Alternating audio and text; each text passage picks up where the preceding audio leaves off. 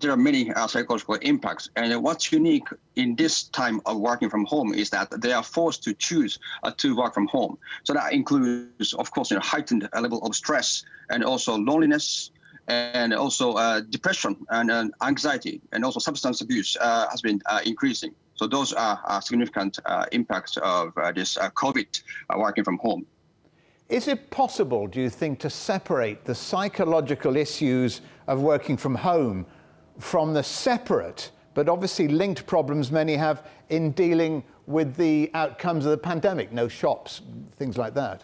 Yeah, it's a very, very important question. And then I think to do that, it is possible. And to do that, you need a couple of tactics to do it well. For example, if you look at NHS, they recommend you separate working space in home to create, this is where you put your working switch on, and this is where you turn switch off.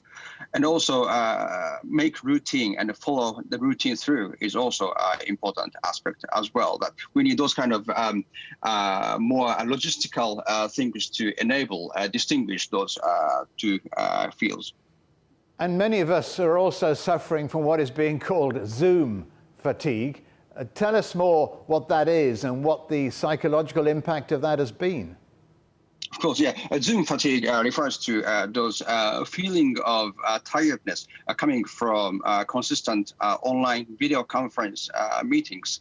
And then that can be explained by lots of factors. For example, we are naturally adapted to face-to-face in-person communication, but now we are forced to use this kind of online video conferences. That's very convenient and also can help our communication, but at the same time, that limits a couple of natural aspects of person communication. For example, there's a research about this back channel signal. Means that when you are in real-time conversation, you hear the person who you're talking to say mm-hmm or yeah, or showing a facial expression, those kind of things that are very limited in Zoom or video conference meetings, and that could create our stress and more like unconscious level, the stress accumulates, that kind of thing. So that's impacts of Zoom fatigue.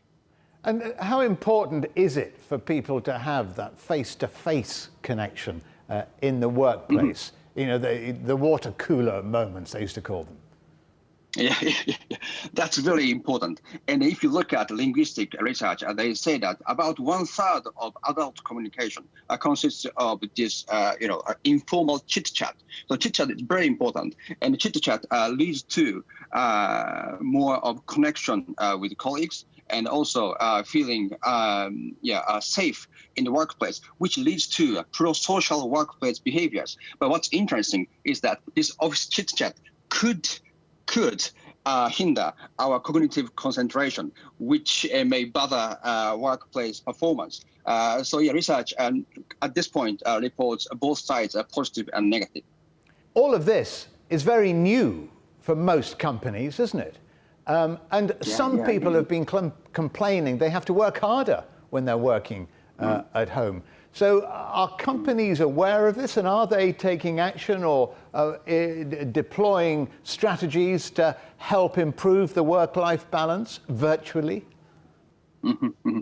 Yeah, that's really important, that the company should be aware of the higher stress level that employees are going through now, just being aware of it. And then some innovative companies take this as an opportunity to create trust.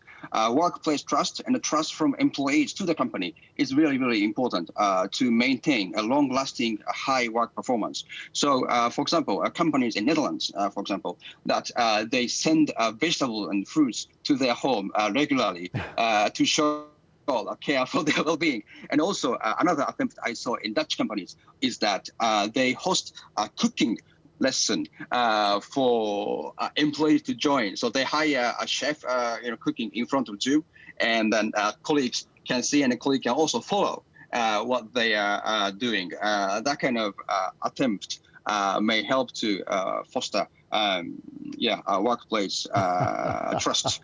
How can the companies help employees prepare themselves, perhaps psychologically, for working from work again, as opposed to from home?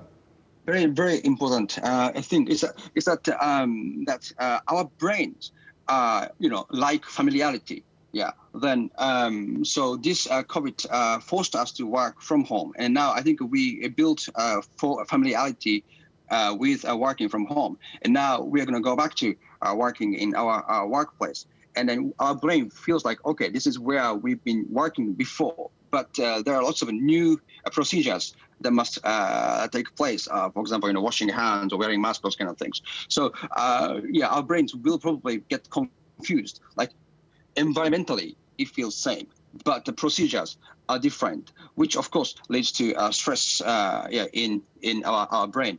So the companies need to be aware of that. The back to the work. So now everything's normal. That's not the case. That in our psychology, there is more hidden stress doing the normal thing. So that company needs to approach this very carefully.